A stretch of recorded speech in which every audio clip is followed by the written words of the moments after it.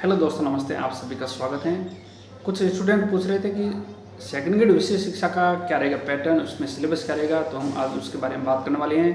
देखिए दोस्तों, सामान्य शिक्षा में जो सेकंड ग्रेड होता है उसमें 2 पेपर होते हैं और कुल मिलाकर 500 अंकों की परीक्षा होती है। 200 प्लस 300 बराबर 500।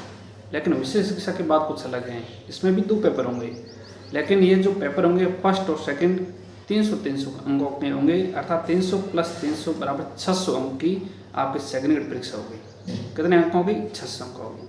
अब जो पेपर फर्स्ट है उसमें क्या होगा? आपके जीके, राजस्थान, भारत, विश्व, उसके साथ साथ कुछ जो भाषा हिंदी है, इंग्लिश है, इनके सवाल, डाटा प्रबंधन और कुछ समाज शिक्षा के भी सवाल ऐड किए गए हैं। तो कुल मिलाकर के फर्स्ट पेपर आपके 300 नंबर का होगा। ठीक।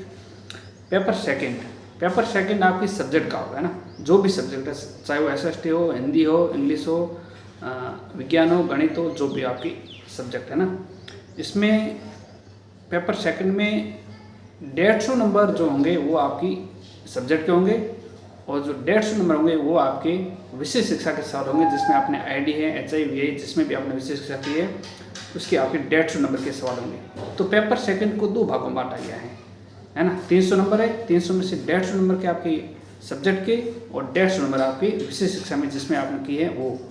तो सेकंड पेपर के 2 पार्ट हैं, आपके सब्जेक्ट प्लस विषय शिक्षा। ठीक। फर्स्ट पेपर भी 300 नंबर का, सेकंड पेपर भी 300 नंबर का। फर्स्ट पेपर में क्या है? जीके और कुछ भाषा के सवाल हैं, समाज शिक्षा और डाटा प्रबंधन के सवाल। लेकिन जो पेपर सेकंड है उसके 2 पार्ट हैं, पार्ट ए और पार्ट बी। पार्ट ए में आपकी सब्जेक्ट वो भी 150 नंबर की और पार्ट बी में आपके विषय शिक्षा वो भी 150 अंकों की, है ना। तो कुल मिलाकर पेपर सेकंड भी 300 अंक होगा।